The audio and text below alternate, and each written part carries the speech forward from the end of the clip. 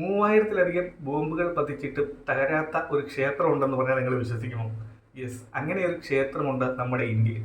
അതായത് ഇന്ത്യ പാക് ബോർഡറിനടുത്തുള്ള തനോട്ട് മാതാ ക്ഷേത്രമാണ് ഇങ്ങനെ ഒരു കാവലാളായിട്ടാണ്, അതായത് ഭാരതത്തിൻ്റെ ഒരു കാവലാളായിട്ട് ദേവി സ്ഥിതി ചെയ്യുന്നത്.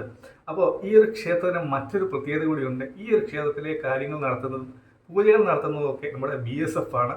അപ്പോൾ അപൂർവമായ ഈ ഒരു ക്ഷേത്രത്തെക്കുറിച്ച്, ഇന്ത്യയുടെ കാവലായ തനോട്ട് മാതാ ദേവിയെക്കുറിച്ച് കൂടുതൽ അറിയാനാണ് നിങ്ങൾക്ക് ഈ ഒരു വീഡിയോ പ്രയോജനപ്പെടുമെന്ന് ഞാൻ വിചാരിക്കുന്നു.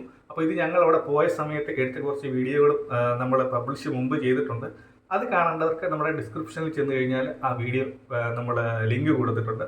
അപ്പോൾ ഭാരതത്തിൻ്റെ കാവലാളായ തനോട്ട് മാതാ ക്ഷേത്രത്തിലെ കാഴ്ചകളിലേക്ക്, അതിൻ്റെ സ്റ്റോറിയെ പറ്റി അറിയുന്നതിനും എല്ലാ കൂട്ടുകാർക്കും സ്വാഗതം.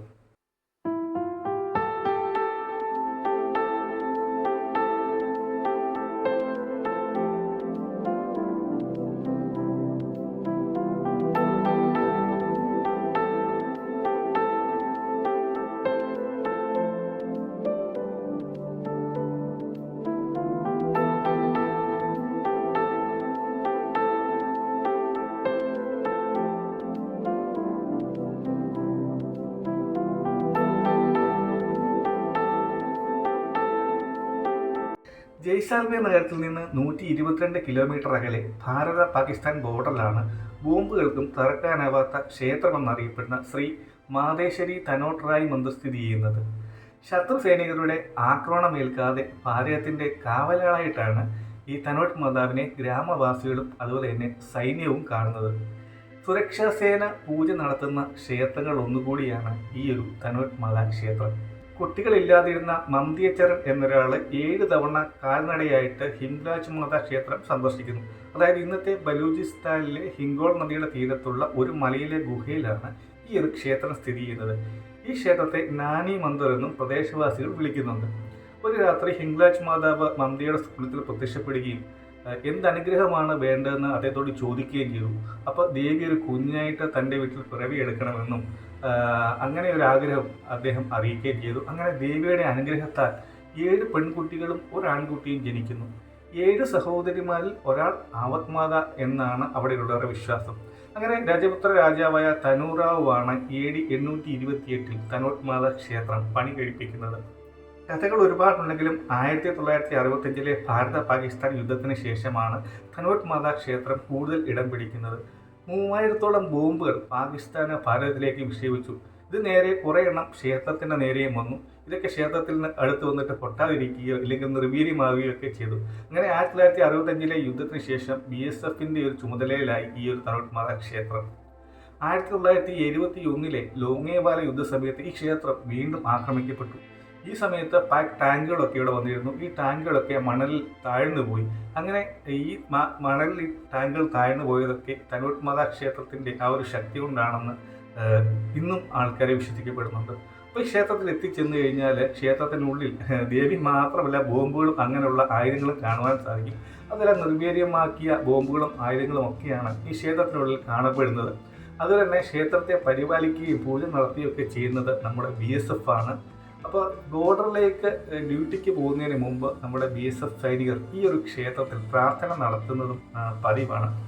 അപ്പോൾ ക്ഷേത്രത്തിനുള്ളിൽ സൂക്ഷിച്ചിരിക്കുന്ന പാകിസ്ഥാൻ്റെ ബോംബുകൾ പാകിസ്ഥാൻ ആക്രമണ വേളയിൽ ഗ്രാമീണരും സൈനികരും അഭയം തേടിയത് തനോട്ട് മാതാ ക്ഷേത്രത്തിലായിരുന്നു. ക്ഷേത്ര പരിസരത്ത് പതിച്ച ബോംബുകൾ പൊട്ടാതിരുന്നത് ദേവിയുടെ അനുഗ്രഹമെന്ന് വിശ്വസിക്കപ്പെടുന്നുണ്ട്. ഇന്ന് നമ്മൾ ഈ ക്ഷേത്രത്തിൽ ചെന്ന് കഴിഞ്ഞാൽ ഈ ആയുധങ്ങളൊക്കെ നമുക്ക് കാണുവാൻ സാധിക്കും. നിർവീര്യമാക്കപ്പെട്ട ബോംബുകൾ നമുക്ക് ക്ഷേത്രത്തിനുള്ളിൽ കാണുവാൻ സാധിക്കും. അതുപോലെ തന്നെ യുദ്ധകാലത്തെ ചിത്രങ്ങളും മറ്റും ക്ഷേത്രത്തിനുള്ളിൽ പ്രദർശിപ്പിച്ചിട്ടുണ്ട്. അതുപോലെ തന്നെ ക്ഷേത്രത്തിന് മുറ്റത്ത് ഒരു കിണറുണ്ട്. അതിന് പ്രാചീന ഗുഹ എന്നാണ് അറിയപ്പെടുന്നത്. ഈ കിണറിനുള്ളിൽ ഇന്ന് നിരവധി ഷെല്ലുകളും മറ്റും കാണുവാൻ സാധിക്കും. കുറേ എണ്ണം അവർ കണ്ടെടുത്തിരുന്നു. അപ്പോൾ ക്ഷേത്ര പരിസരത്തും കിണറിന് മുകളിലൊക്കെ തൂവാലകളൊക്കെ കെട്ടിയിട്ട് കഴിഞ്ഞാൽ ഉദ്ദിഷ്ട കാര്യം നടക്കുമെന്നും വിശ്വസിക്കപ്പെടുന്നുണ്ട്. ലോങ്ങേവാല യുദ്ധത്തിൻ്റെ സ്മരണയ്ക്കായി ക്ഷേത്ര വളപ്പിനുള്ളിൽ ഒരു വിജയസ്തംഭവും നിന്ന് കഴിഞ്ഞാൽ നമുക്ക് കാണുവാൻ സാധിക്കും. അതുപോലെ തന്നെ യുദ്ധ സാമഗ്രികൾ പ്രദർശിപ്പിക്കുന്ന മറ്റൊരു സ്റ്റാളും കൂടെ ഇവിടെയുണ്ട്. ബോർഡർ ടൂറിസത്തിൻ്റെ ഭാഗമായിട്ട് ഭാരത പാകിസ്ഥാൻ ബോർഡറിലേക്കുള്ള പാസ് ലഭിക്കുന്നത് നമ്മുടെ ഈ ഒരു തനോട്ട് മാതാ ക്ഷേത്രത്തിൽ നിന്നാണ്. 1971 പാകിസ്ഥാൻ തനോട്ട് മാതാ ക്ഷേത്രത്തെ ലക്ഷ്യമിട്ട് ആക്രമണം നടത്തി. ഡിസംബർ 5 രാത്രി 3000-ഓളം പട്ടാളക്കാരും 45 ടാങ്കുകളുമായി പാകിസ്ഥാൻ സൈന്യം ലോങ്ങേവാലയിൽ നടത്തിയ അധിനിവേശ ശ്രമത്തെ 120 സൈനികരുമായിട്ടാണ് ഭാരതം പരാജയപ്പെടുത്തിയത്. സമാനതകളില്ലാത്തൊരു പോരാട്ടമായിരുന്നു അത്. ഭാരത സൈനികരുടെ ശ്രദ്ധ കിഴക്കൻ പാകിസ്ഥാനിൽ, അതായത് ഇന്നത്തെ ബംഗ്ലാദേശിൽ മാത്രമെന്ന് കരുതി ലോങ്ങേവാലയെ ലക്ഷ്യമാക്കി നീങ്ങിയ വൻ പാക് പടയെ പുലർച്ചെ വ്യോമസേനാ വിമാനങ്ങൾ എത്തുന്നത് വരെ തടഞ്ഞു നിർത്തി പോരാടി. ഈ യുദ്ധം ഭാരത സേനയുടെ വീര്യം വിളിച്ചോതുന്നതായിരുന്നു. പാകിസ്ഥാന്റെ 200ഓളം പട്ടാളക്കാർ കൊല്ലപ്പെടുകയും 43 ടാങ്കുകൾ തകർക്കപ്പെടുകയും ചെയ്തതായി കരുതപ്പെടുന്നു. നമ്മുടെ 2 ജവാന്മാർ ഇതേസമയം വീരമൃത്യുവും വരിക്കുകയും ചെയ്തു.